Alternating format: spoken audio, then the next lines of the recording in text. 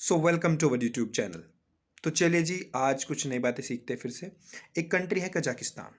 आज के टाइम पे वहाँ पर लड़ाई चल रही है सरकार के खिलाफ। लोग खड़े हो गए सरकार के खिलाफ, क्योंकि सरकार ने जो महंगाई है वो बहुत ज़्यादा बढ़ चुकी है। वहाँ पर इवन गैस जो आप एलपीजी गैस होते हैं उसके रेट बहुत ज़्यादा हाई हुए। लेकिन एक लोगों को एक जरिया चाहिए होता है सरकार के खिलाफ उठने का, अगर वहाँ पर सरकार अच्छे से इफ़ेक्टिव काम ना कर रही हो। तो इशू तो था कि भाई गैस महंगी हो गई है, लेकिन इसके साथ साथ लोग खड़े हो गए सरकार के खिलाफ और वहाँ पर अभी बहुत ज़्यादा अनरेस्ट है। यानी वहाँ पर ऐसा हो सकता है कि प्रेसिडेंट को भागना पड़े या फिर कजाकिस्तान एज ए कंट्री ख़त्म हो जाए। अब हमारे लिए इंपॉर्टेंट क्यों है? क्योंकि कजाकिस्तान एक सेंट्रल एशियन कंट्री, पूरे एशिया के सेंटर में 5 कंट्रीज है जिनको सेंट्रल एशियन कंट्री कहते हैं। पहली कजाकिस्तान, एक किर्गिस्तान, एक तजाकिस्तान, एक तुर्कमेनिस्तान और एक उज्बेकिस्तान। तो इन 5 कंट्रीज को कहते हैं सेंट्रल एशियन कंट्री। आज हमारा जो मेन फोकस है वो है कजाकिस्तान के ऊपर। अब कुछ बातें सीखते हैं पहले। एक ऑर्गेनाइजेशन है जिसका नाम क्या है? Collective security treaty organization, CSTO। Collective security यानी साथ में सिक्योरिटी प्रोवाइड करना, ट्रीटी ऑर्गेनाइजेशन यानी एक ट्रीटी हुई थी जिसके अकॉर्डिंग एक ऑर्गेनाइजेशन बनाई गई जिसका नाम रख दिया गया कलेक्टिव सिक्योरिटी ट्रीटी ऑर्गेनाइजेशन। और जिसमें कितने मेंबर हैं? 6 मेंबर हैं। अब उन 6 मेंबर में से एक मेंबर कौन सा है? कजाकिस्तान। और भी 5 मेंबर्स हैं। मैं भी आपको पूरी स्टोरी बता रहा हूँ। तो रिसेंट में क्या हुआ है, रसिया ने कह दिया कि हम हेल्प करेंगे किसकी? कजाकिस्तान की। तो ये आर्टिकल है, अगर आप देखो तो इसमें कहा है रसिया ने CSTO को यानी कलेक्टिव सिक्योरिटी ट्रीटी ऑर्गेनाइजेशन को ये परमिशन दे दी है कि जाके कजाकिस्तान के अंदर जो सिचुएशन है उसको संभाले। अब समझते हैं जो CSTO है वो कैसे काम करती है। इससे पहले मैं आपको बताऊंगा, एक होती है NATO, NATO, north Atlantic treaty organization. ये जो नाटो है ये अमेरिका के द्वारा खड़ी की गई थी और इसमें यूरोपियन कंट्रीज है। यानी जो नाटो एज अ ग्रुप है वो किसके खिलाफ खड़ा किया गया था? रसिया के खिलाफ। तो एक किस्म से नाटो में यूरोपियन कंट्रीज होगी और US से होगा, और खिलाफ किसके है? रसिया के। अब जो ये नाटो है इसका मोटिव क्या था कि अगर लगभग 30 देश है इस नाटो में, इसका मोटिव क्या था कि अगर इन 30 देशों पे कोई अटैक करेगा आके, रसिया या कोई भी देश आके अटैक करेगा, तो एक भी देश के ऊपर अटैक ऐसे समझा जाएगा कि सबके ऊपर अटैक हुआ है। तो ये कलेक्टिव एक साथ अटैक करेंगे। कौन? नाटो। तो नाटो में अगर एक भी मेंबर के ऊपर अटैक हुआ तो सारे मिलकर अटैक करेंगे दुश्मन पे। लेकिन CSTO इससे अलग कैसे है? भले उसके नाम में है collective security treaty organization CSTO, जिसमें 6 मेंबर है जो रसिया के द्वारा फॉर्म की गई है, लेकिन CSTO की एक बात अलग ऐसी है नाटो से। नाटो तो अगर एक पे भी अटैक हुआ तब सब पे अटैक कर देगी, लेकिन CSTO क्या है? ये एक वॉलंटरी है। वॉलंटरी यानी अगर इन 6 कंट्रीज में किसी एक के ऊपर अटैक होता है या किसी एक कंट्री के अंदर कुछ गड़बड़ी चलती है, तो बाकी बची 5 कंट्री अपने हिसाब से तय करेगी कि वहां पे उस कंट्री की हेल्प करनी है या नहीं करनी है।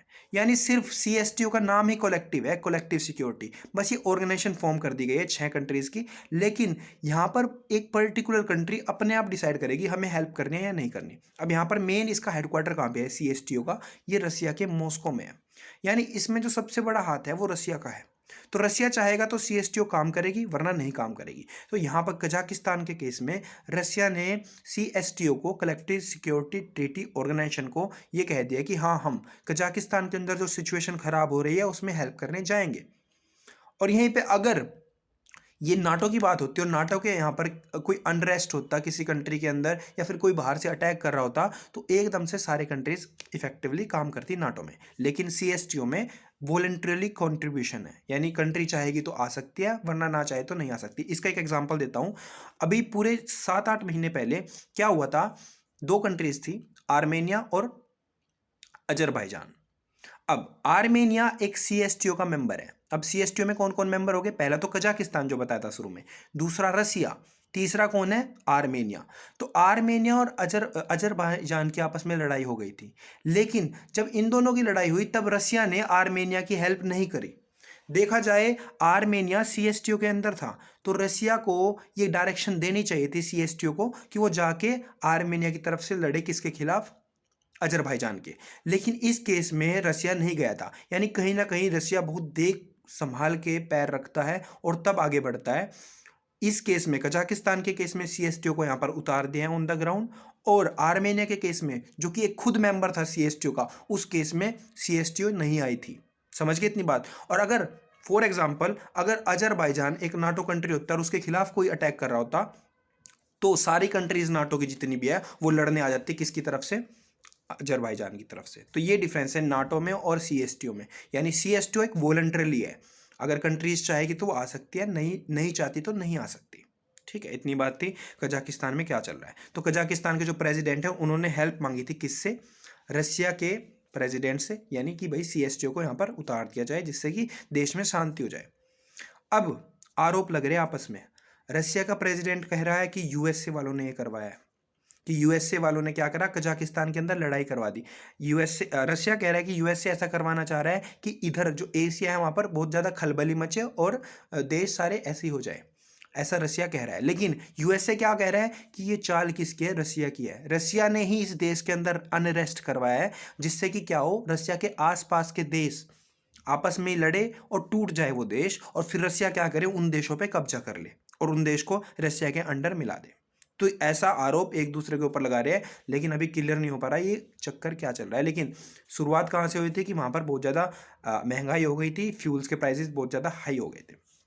जो अगली न्यूज़ है वो है इधर, इसमें जिक्र हो रहा है कुछ जेडीयू आरजेडी।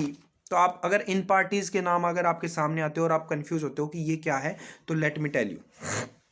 देखिए 1990s के करीब क्या हुआ था, बहुत सारी पार्टीज एक साथ आई थी और एक ग्रुप बनाया गया जिसका नाम रखा गया जनता दल।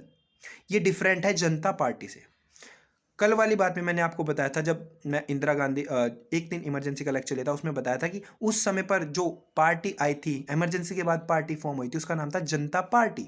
तो 1977 में तो सरकार आई थी जनता पार्टी की, लेकिन 1979 में जनता पार्टी की सरकार गिर गई थी और फिर उससे 10 साल बाद एक ग्रुप फॉर्म हुआ था जो जिसका नाम रखा गया था जनता दल।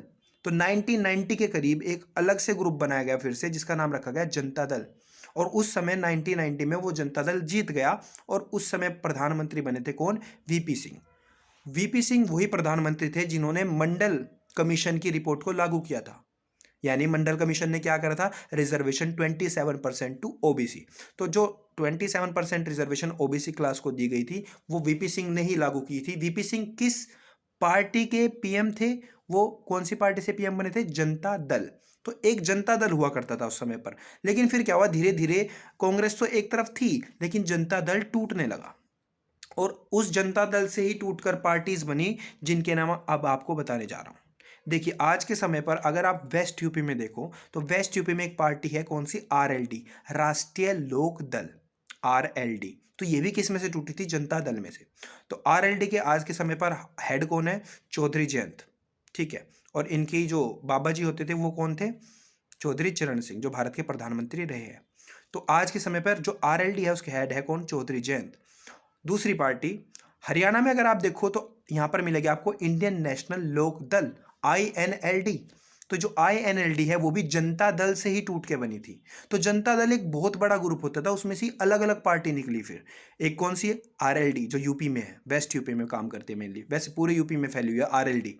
फिर हरियाणा में कौन सी बनी, आईएनएलडी, इंडियन नेशनल लोक दल, जिसमें कौन थे, हमारे ये अभय चौटाला, अजय चौटाला, ठीक है, और ओम प्रकाश चौटाला। तो ये आईएनएलडी हो गई। तो ये 1996 में दो पार्टीज बनी, कौन सी, आरएलडी और आईएनएलडी। मैं आपको बेसिक बता रहा हूँ पॉलिटिक्स का, भारत में कैसे चल रहा है।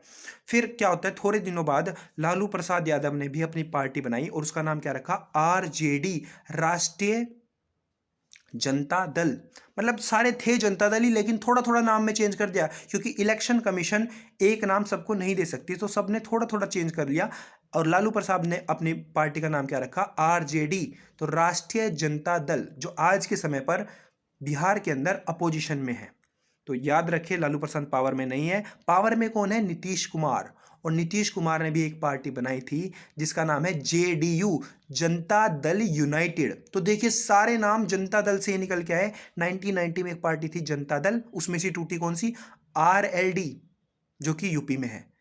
फिर हरियाणा में कौन सी, आईएनएलडी, इंडियन नेशनल लोक दल, 1996। फिर लालू प्रसाद यादव ने 1997 में कौन सी बनाई, आरजेडी, राष्ट्रीय जनता दल।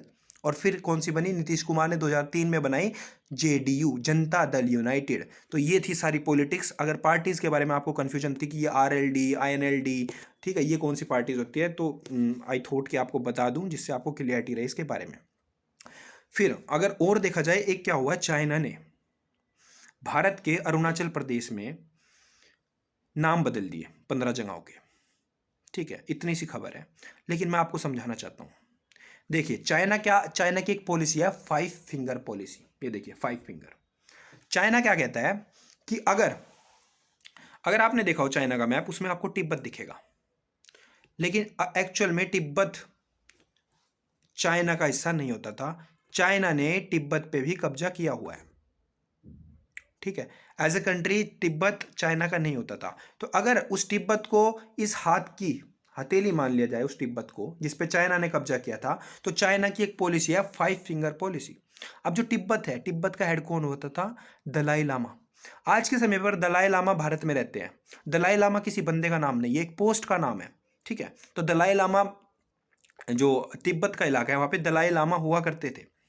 और आज के समय पर भी तिब्बत का एक दलाई लामा है जो भारत में रहते हैं। इस समय पर भारत ने उन्हें सिक्योरिटी प्रोवाइड किया है, यानी उनको भगा दिया गया किसके द्वारा, चाइना के द्वारा। तो Tibet as a area China का एरिया नहीं होता था, वो किसके कंट्रोल में आ गया, चाइना के। अब एक और बात यहां से बता दूं ज्योग्राफी से आपको, तिब्बत है एक पठार। वर्ल्ड का सबसे बड़ा पठार कौन सा है, तिब्बत का पठार। ये बहुत इंपॉर्टेंट क्वेश्चन है, आपको कहीं भी टकरा सकता है। अब पठार क्या होता है, एक तो पर्वत, देखिए पर्वत ऐसे होते हैं, बिल्कुल ऐसे चोटी होती है जिनकी, लेकिन पठार क्या होते हैं, एक थोड़ी सी ऊंचाई और ऊपर से सपाट, यानी इस तरीके से शेप। हम जहाँ रहते हैं, हम प्लेन्स में रहते हैं, हम बिल्कुल सपाट भूमि पे रहते हैं भारत में, जैसे नॉर्थ इंडिया में रह रहे हो। लेकिन कुछ जगह ऐसी होती है जो जमीन से ऊपर उठी रहती है, लेकिन उनकी चोटियां नहीं होती, वो उनको पठार कहते हैं। यानी एक पर्वत तो इस तरीके से हो जाएगा, लेकिन पठार किस तरीके से होएगा, थोड़ी हाइट पे उठ के ऐसे, समझ रहे हो, ये हाइट, ये नीचे सारे जमीन, ठीक है, ये होता है पठार। तो तिब्बत का पठार वर्ल्ड का सबसे बड़ा पठार है, जिसको प्लेट्यू कहते हैं इंग्लिश में। अगली बात, तिब्बत पे कब्जा किया चाइना ने, और चाइना की एक पॉलिसी है 5 फिंगर पॉलिसी। अब वो क्या है, उसने कहा चाइना ने कि अगर तिब्बत को आप हथेली मानो, तो चाइना को 5 जगहों पे कब्जा करना है। और वो 5 जगहें कौन सी है, पहली, भारत के बिल्कुल नॉर्थ में, क्या, लद्दाख, लद्दाख। फिर अगर भारत के ऊपर आप कंट्री देखो, नेपाल। फिर नेपाल से अगर थोड़ा सा इधर आ जाओ, क्या आएगा, भारत का सिक्किम, अगर इंडिया का मैप देखोगे। और फिर आएगा क्या, भूटान। तो दो तो कंट्री पे फोकस रखता है चाइना कि इन पे कब्जा करना है, नेपाल और भूटान।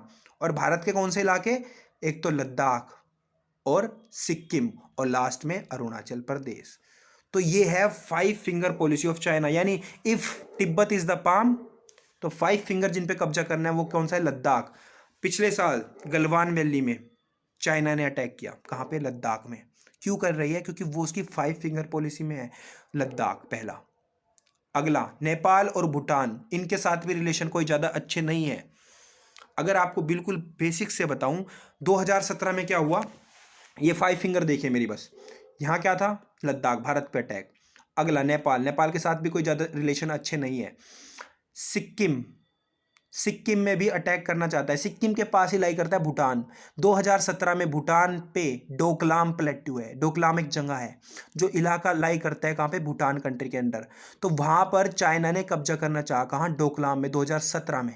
लेकिन भारत ने अपनी फोर्सेस भेजी, क्योंकि भारत की एक संधि है भूटान के साथ कि भारत भूटान को सिक्योरिटी प्रोवाइड करेगा। तो भारत ने अपनी फोर्सेस भेज के चाइना को यहाँ पीछे हटाया, और इसको कहते हैं डोकलाम इशू।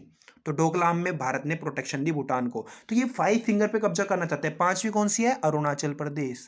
चाइना कहता है कि अरुणाचल प्रदेश मेरा है, लेकिन असल में है किसका, वो भारत का है अरुणाचल प्रदेश। अब अरुणाचल प्रदेश के बारे में अगर आपको बताऊं मैं, तो भारत ने एक बाउंड्री फिक्स कर रखी है, ठीक है, जिसको क्या कहा जाता है, मैं चाहूंगा आप बताएं, भारत और चाइना के बीच में जो बाउंड्री है उसका नाम क्या, आप कमेंट में जरूर लिखें। तो भारत तो रिकॉग्नाइज करता है कि इस लाइन को ही बॉर्डर माना जाएगा भारत का और चाइना का, लेकिन चाइना उसको नहीं मानता। चाइना इनसाइड इंडिया आता है, यानी कहाँ पर आता है, अरुणाचल प्रदेश में।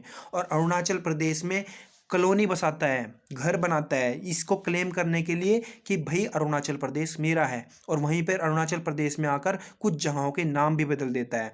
तो भारत सरकार ने अभी इसका खंडन किया है कि चाइना हमारी सोवरेनिटी को हर्ट कर रहा है। सोवरेनिटी यानी हमारी अपनी फ्रीडम को, हमारी इंडिया की संप्रभुता जिसको आप कह सकते हो, यानी हमारी इलाके में आके हमारे इलाके पे कब्जा करना चाह रहा है, जो कि बिल्कुल गलत है।